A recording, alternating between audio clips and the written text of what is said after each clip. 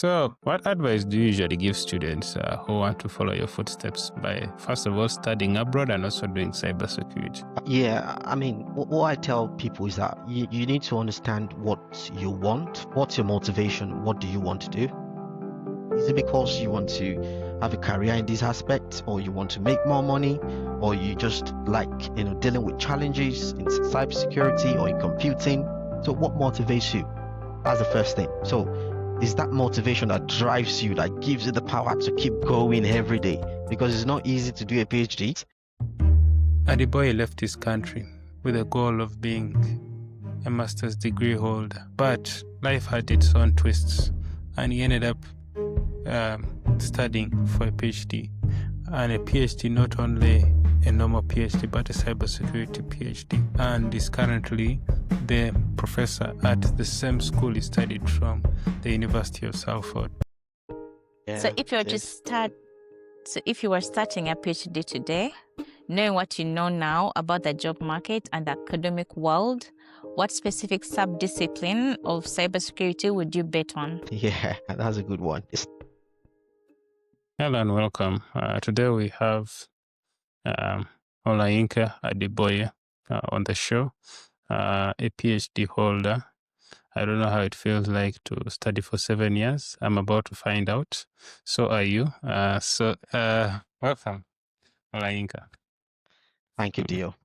How are you today? I'm good. Great. So if someone actually just tuned in for this podcast, what do you think they would be getting out of this at the end of this conversation? What is that key thing that you think that they'll actually benefit from when they listen to you? Yeah, just following your theme for today's conversation, they should be learning, how to apply for a doctorate degree, my perspective on doctorate programs, and I can also share some, a little bit of information on cybersecurity in 2026. If you want to have a career in cybersecurity, or you're thinking of learning cybersecurity, I can give you some motivation today, just using my journey and what is happening right now in cybersecurity. Okay, that's interesting. What specifically drew you to pursue your PhD in the United Kingdom rather than locally? And how did that international environment shape your technical perspective on cybersecurity? Okay. Yeah, I came to the UK in 2017 to do my master's degree, and I finished in 2018. So what was fascinating, then was my dissertation. Really liked the dissertation, and I had real good motivation for the dissertation. I didn't really know much about cybersecurity then. I just came to, try my best, see what I can do. I'm more of a programmer, more of a developer before. Then Well, I that's just, interesting. yeah, I but also have a programming my dad, background. exactly, yeah, exactly. So I really, really, really did very well because I have a programming background.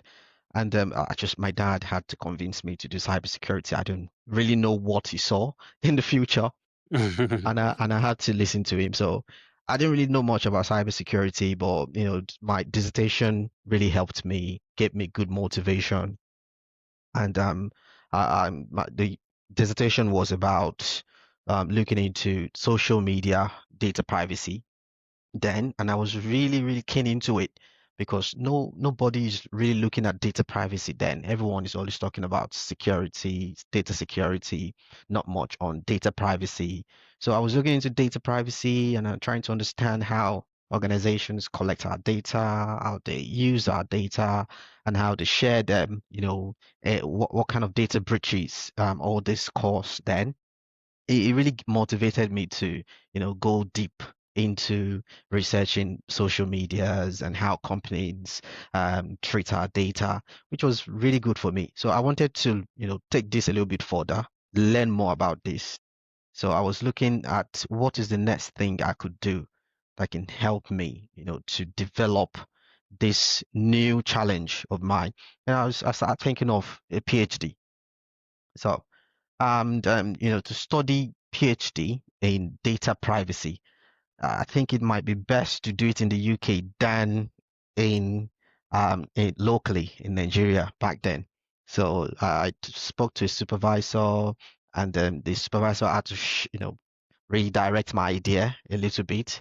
So I wasn't looking into social media anymore. I was looking into something more current and something more significant that we can do for many years. So I was looking into autonomous vehicles, data privacy, which was really very interesting. So all those motivated me. So locally, possibly I wouldn't have researched an autonomous vehicle because I'm not sure there's an autonomous vehicle in my country at the moment. So those are the motivations and the reason why I stayed back in the UK to study my PhD. Yeah, that's interesting. Mine was actually, I'm not meaning the traveling to the UK to study masters, but Okay. how I actually joined cybersecurity was the same. That you find that mine was more of the lecturer. It was like, man, you need to now look at things differently, because the world is changing, the world is evolving, and now how are you going to still remain marketable? Because at that time they're already talking about how AI is also going to be disruptive, and all how software was easily done even without prior knowledge of coding. The fact that there were frameworks already, and also WordPress was doing a very good job, so someone could easily come up with an application quite quickly. So they told us, you know what, you need to now dig into other areas. So our last semester in software engineering, we actually went into networking and cybers, actually more of networking.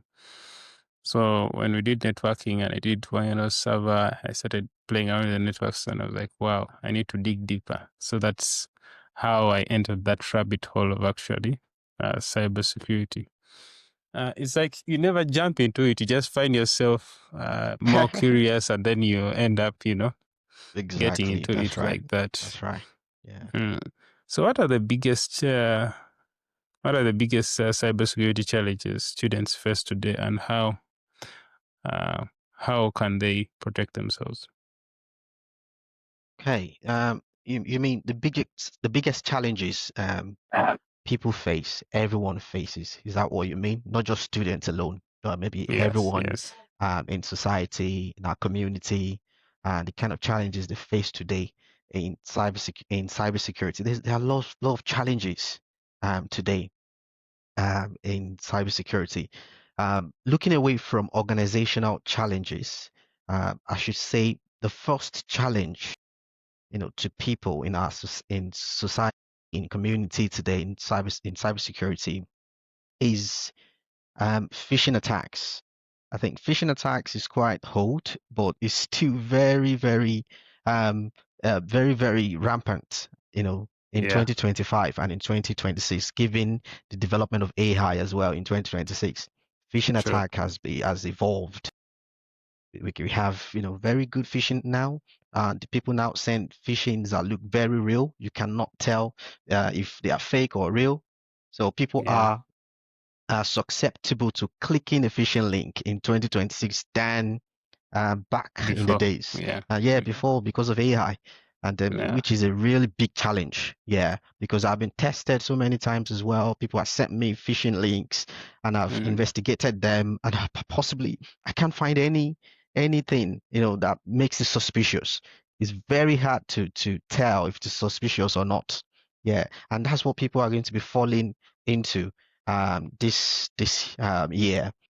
Another one is I've seen this a lot as well, or we saw this in 2025 reading reports, and we noticed that people are falling into giving their credentials away, or Yeah. attackers are stealing more of credentials now because they are trying to move away from using malwares to get into people's systems, because malwares nowadays are now too noisy, and the current security tools now understand all malwares, even zero-day malwares. They understand them.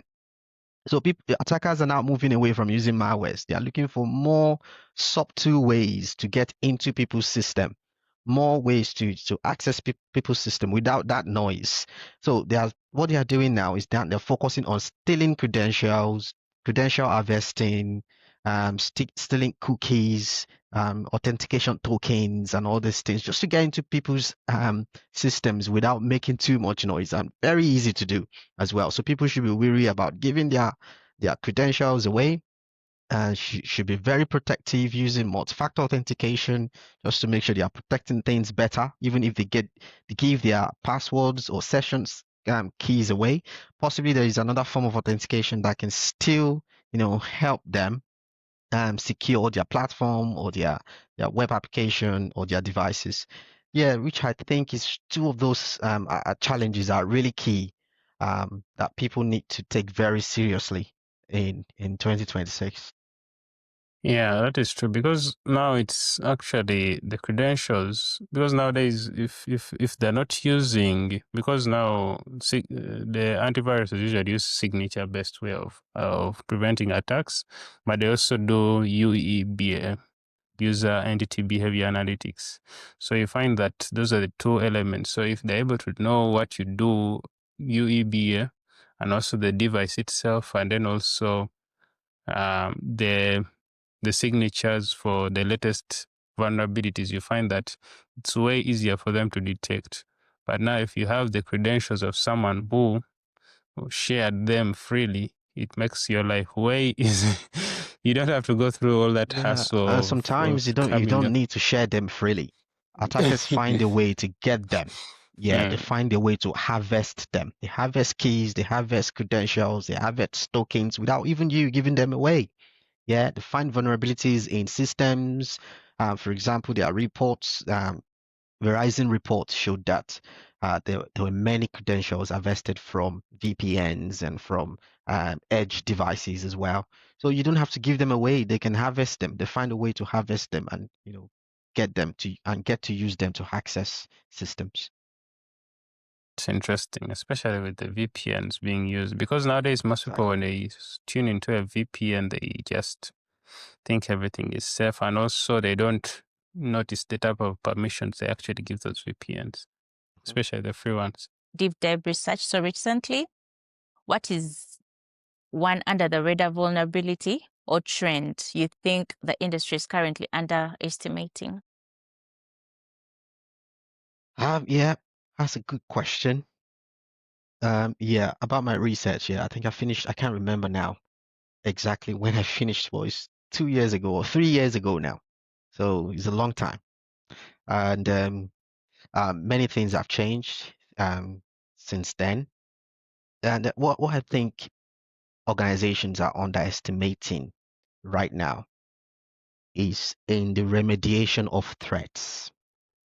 So what we've been able to do well in the UK and in many countries is that we've been able to detect threats better than before. So we've got different tools, different innovative cybersecurity tools that can detect threats in real time.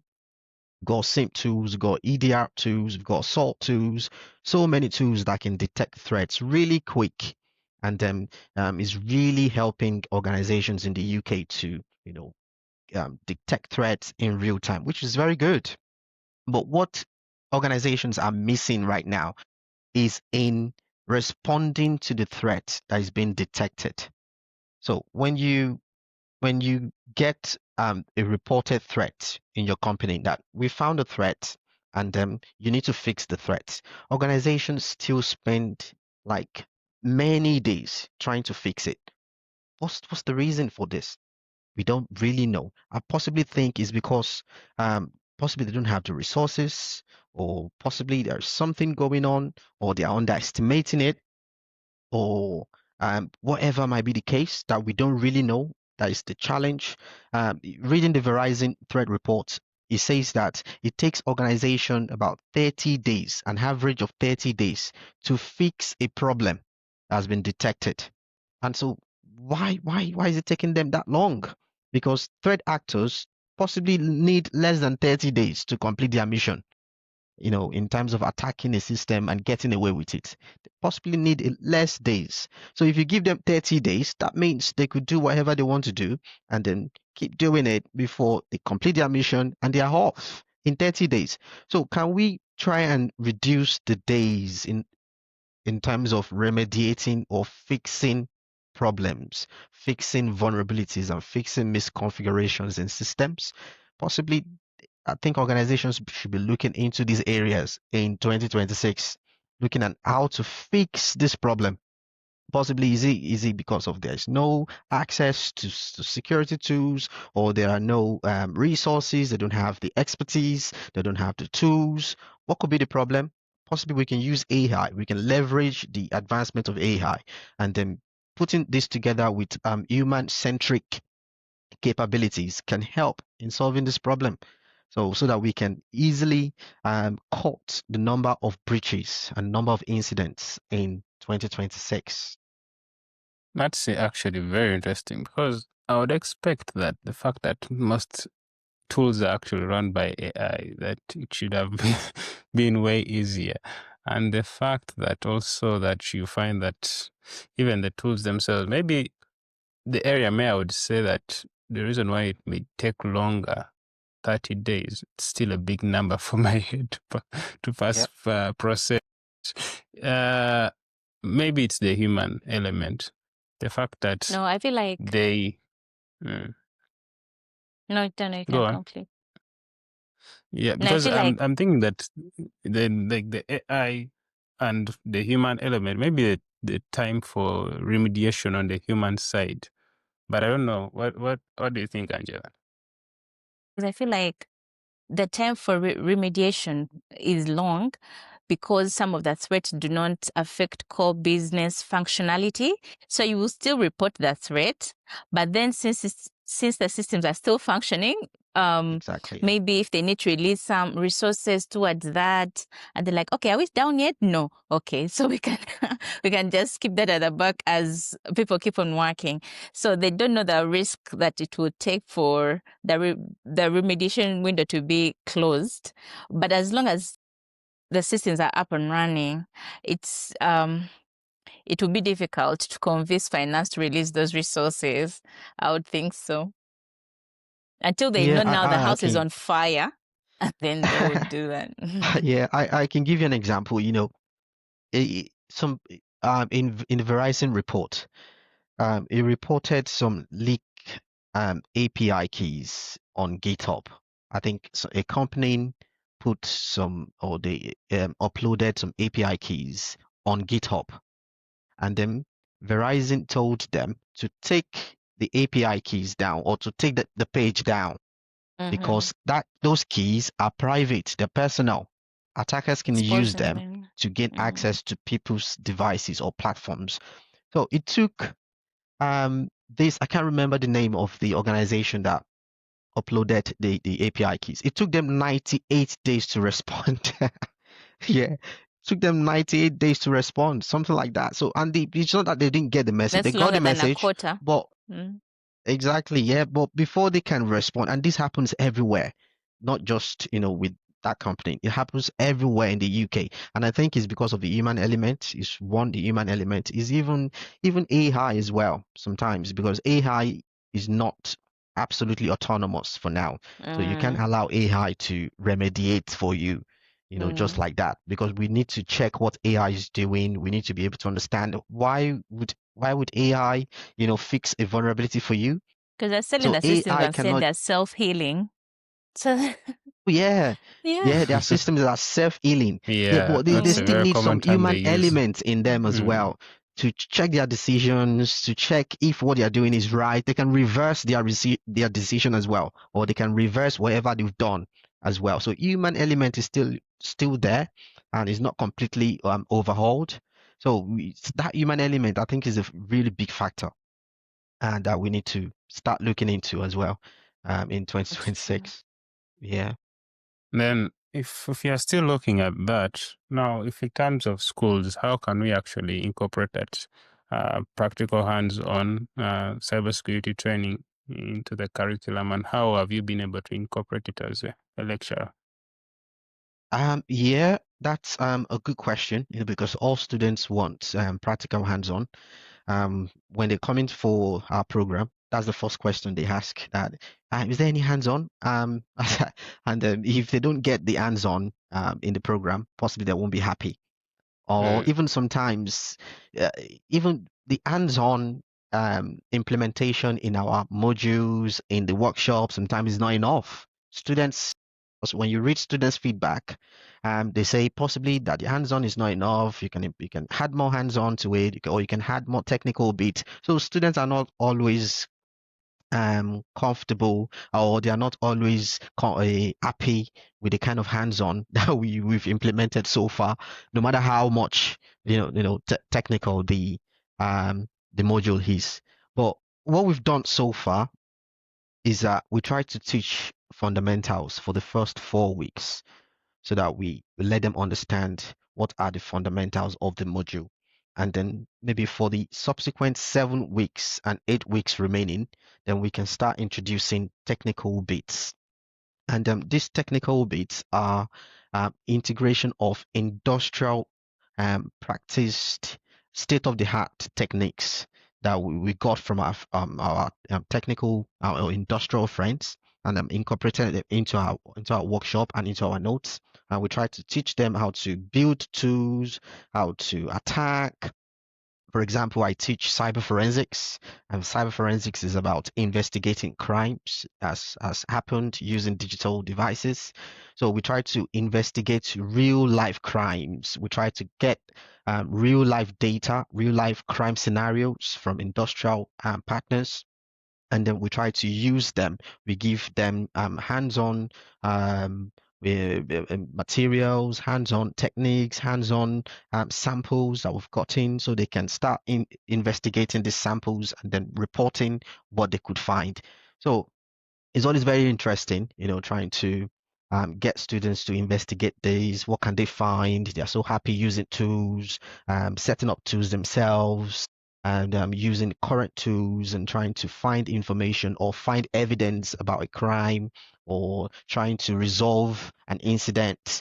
So is my own module is always very hands-on, because it's quite investigative and times of research, which is quite interesting. But my advice is that I think what we can do in the future to make this better in terms of hands-on, and I learned this from last year, reading students' feedback.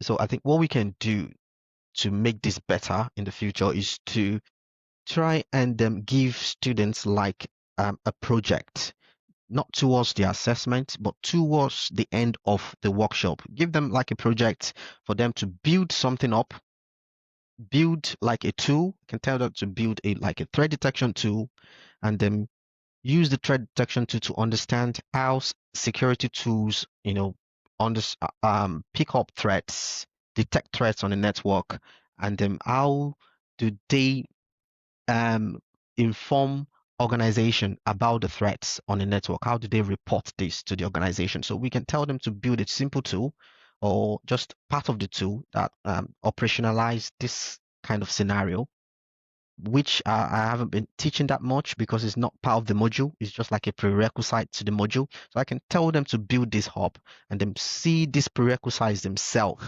because I won't be able to build it up for them, or I won't be able to show them as part of the module, because the module is just more about investigation. So let's teach them more about the prerequisites to the module, so they understand the prerequisites very well, they're happy with it, and then the module itself, they can now continue, they can understand, they can interface both together, and then really understand what we are trying to, if you understand what I'm trying to say, they can really understand what the module is about, what are the prerequisites, so there are no more shady sides to the module.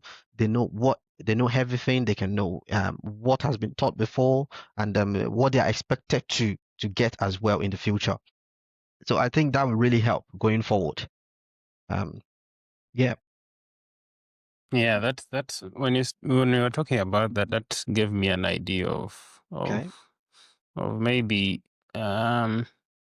build up to the story, like more of different excerpts which build on top of the same whole plethora of things. I don't know if that's what you're actually thinking of incorporating.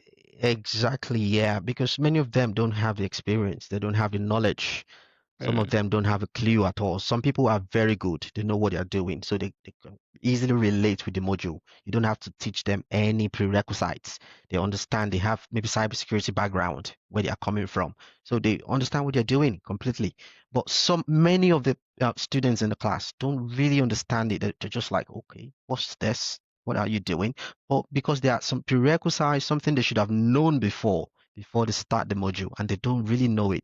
So we can use that as a project, tell them to build it up themselves so they can understand how these things work, how a threat detection tool work, for example, or how remediation tool work. So when they understand this, then possibly they can understand what you're trying to teach them. For example, in my own case, cyber forensics, they can understand how to investigate a crime that's happened or an incident on a network, how to investigate, how to find out what was the incident about? How can we contain that incident? How can we remediate that incident? So they can know this better, and it will definitely boost their motivation. Ola, you talked about you giving. Maybe to add on that, if you were to look at tools specifically, because I usually have this challenge where people, when they want to do something, they just run to tools, but the skill is never got. I don't know if you get my point. Like, that's right. If they switch, it's like there's no particular methodology towards their work. How do you protect that, especially if they are young people? It's they are all over the place. So how do you maintain that? Yeah, I told you first that for the first 4 weeks, we're just talking about the fundamentals. Yeah, we're talking about the methodologies, the processes of the module. So no technical bits, just talking about the process, the phases, and the fundamentals. How do you do this? Why do we do this? Why do you need to do this? Who does this? So that's what we're talking about. We're trying to So that explain is this what in the helps first build 4 weeks. Exactly. But students sometimes they're not really happy. They don't want you to teach any fundamentals. They just want you to go straight into the technical bits and then start using tools. And then we try to tell them that, okay, no, that's not the way it's done. You need to understand what are the algorithms, what makes this function the way it functions. Then before you start using the tool, that helps you, when you start building the tool. Yeah, definitely. Some of us are victims of that. We just run around the whole place. Yes.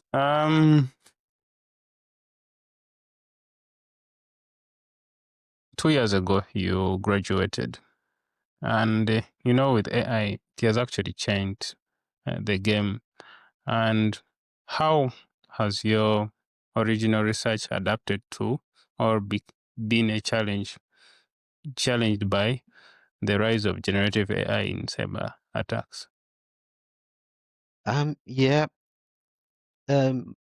My research, my PhD research 2 years ago has not really changed that much. The landscape has not really changed that much. It's not that significant because my PhD research was looking into designing a privacy um, generative model for autonomous vehicle. So I was using a generative AI then 2 years ago, just quite good. And then, so it means I could really work with data science department and I can work with the cybersecurity department. I actually help data science a lot because I know how to develop AI models and generative AI, agentic AIs. So I am really flexible and that makes me, so I teach a module as well for IoT security. So we do a lot of, building, developing IoT devices and implementing security into them. And so it's really very good, my PhD topic because it's helped me to be able to understand more about cybersecurity, about data science, about AI, and I'm quite flexible working around in the computer science department. I can also work in programming. I can teach some programming as well, do some research. which is quite good. So I think generative AI is still developing and is really helping in cybersecurity. Right now, we see some generative AI in threats, in writing malwares. We've seen people using generative AI to do penetration testing. So you can use generative AI to actually run the penetration testing life cycle. You can use it for to do vulnerability analysis or vulnerability scanning, and to do exploitation, to do post exploitation, just like that. And it's very, very effective. I've seen some of the tools, out there. I think there's one called Cyber Security Framework or Cyber Framework AI, something like that, that can be used for penetration testing. So there are a lot of generative AI tools used for cybersecurity now. I think which will be the good trend as well. In 2026, researchers will try to perfect these tools to do more of the traditional um, exercises that we do, like penetration testing, like vulnerability assessments, like detections, like antiviruses. So we'll be doing it. We'll be seeing a lot of this, in 2026 as well, and which is quite a good opportunity for everyone. It's interesting. Part of my master's, I also majored in IoT, so I know about building IoT with breadboards and resistors. Nice. Yeah. Oh, really? Okay. Yes. That's good. So it's interesting to see that a lot of research is going into securing IoTs. You see how IoTs are doing the most. Your fridge is talking to you, your washing machine can be set from wherever you are, and then the security, the privacy vulnerability to expose you to, because all those devices have your data and they can be used to compromise your security. So speaking of that, there's a story which popped up in my head. So today we are having a conversation with my colleagues, and they're telling me about this new cap which stars itself, and apparently the thing was continuously stirring itself when they fully charged it, and the whole night it's lost for 20. Completely, I failed to understand. I hear it was a firmware issue. I was like, what the heck is happening? So yeah. It's interesting. Yeah. So if you were starting a PhD today, knowing what you know now about the job market and the academic world, what specific sub-discipline of cybersecurity would you bet on? Yeah, that's a good one. Starting a PhD is not something someone can just tell you, to do, or it's not. You can't just do what you think in your mind. You can't just do your own topic. For example, when I wanted to start my PhD, my thinking was that I was going to do social media data privacy. So I understand data privacy, but I want to do data privacy. I want to investigate data privacy in social media. That's my thinking. But the supervisor changed this, or we had to align our interest. Your interest has to align with your supervisor. It has to be something current. It has to be something you can do for the next 4 to 5 years, or that you think is going to be relevant for that long. It's not something you think somebody can just solve overnight. It has to be very challenging, very difficult to solve, very complex. So the supervisor can really help to direct one into choosing an area.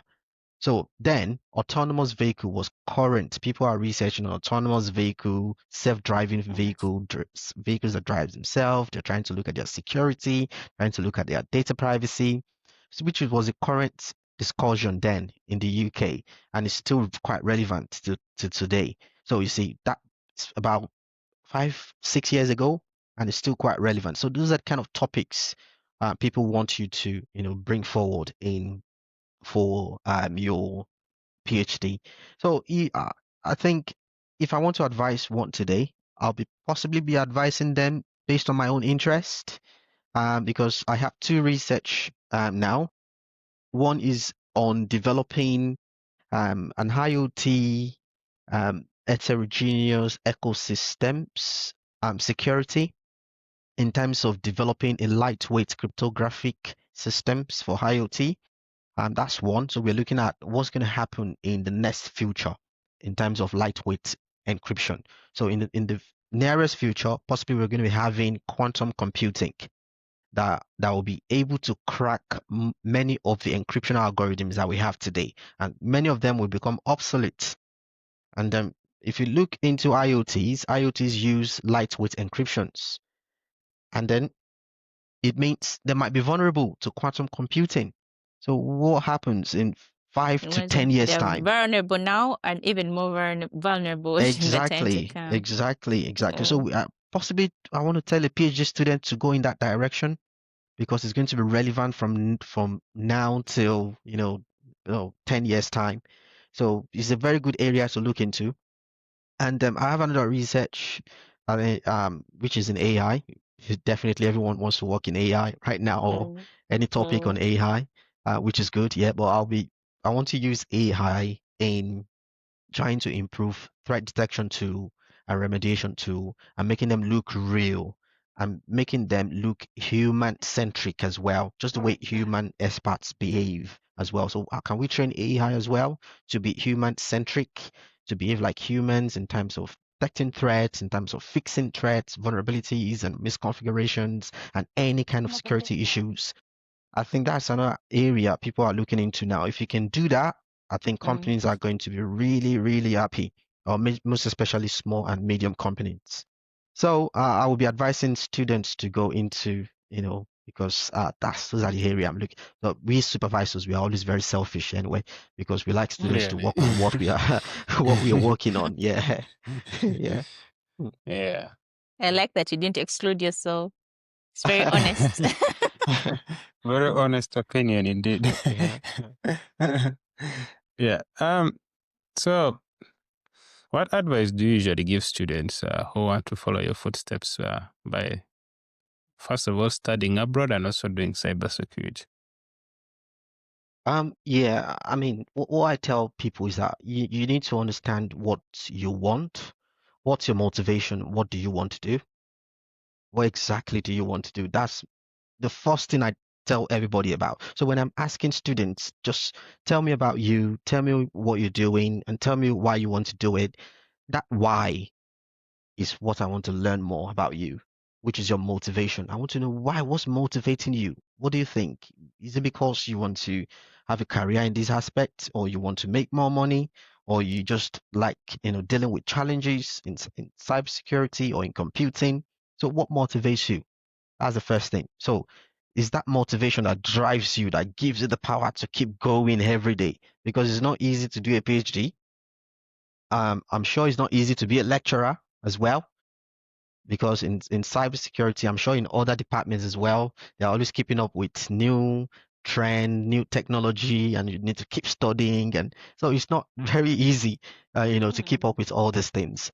So what motivates you? And you need to let that drive you, to your goal. And it keeps driving you every day. It wakes you up from bed every day.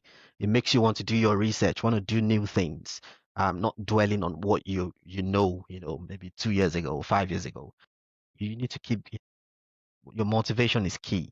So you have to follow your motivation. If you're not too good with programming, possibly you want to step back and do something that is less technical, not involving too much programming. Yeah, and if you know that you are very good with programming, possibly you want to go towards aspects or areas of cybersecurity that deals with programming. So because I know I like programming a lot. I'm very technical. Yeah, I'm more technical than talking and talking. I don't like too much talking and explaining fundamentals and backgrounds. So I just, try and sneak myself away from too much talk kind of modules. So I go for the more technical ones. So we are doing hands-on with exactly. I don't like compliance and things like that, because I don't like to talk and talk and talk. No, I don't like it. I like to be technical. I like to be, hands-on. And so I choose modules that are technical and hands-on. Those are the things that motivate me, that drive me, that makes me want to continue. And this is what I possibly want to advise anyone as well to do. interesting. What's your best programming language? Oh, top 3. Oh, Python for sure. Python number Python 1, and then Java. I love Java a lot. Yeah, and C. and Yeah. C. Do you program as well? Interesting. Yeah. Yes, we're all required to. I'm a computer science major, but I would say All right. All right. JavaScript, JavaScript, Okay. Java, Python. Right. Okay. Oh yeah. And Deo, Great. Okay, I which won't one is talk yours? about mine because I don't know the last time I programmed, so I won't share myself in public. Yeah, But you know, Ola but is I Yeah. used to enjoy. I was playing around with Python a lot. Okay. Then It's quite easy to learn anyway. yeah, it's quite Yeah. easy to learn. Then the frameworks, I started playing out with also frameworks. The Laravels, the Django's of the world. Yeah. Yeah. Yeah. Quite So easy. that's Yeah. where my programming Yeah. We ended. we use a lot of Python in automating things, in AI, in cybersecurity as well. web. Many of the platforms, many of the attacking tools, I think they are written in Python and in Ruby. So so it's really very good. Yeah, it's very powerful, especially the fact that many people have put in a lot of effort into making it easy and more of the, I won't call them classes, but I would say libraries. Most of the libraries are actually there, which makes work way easier to actually do.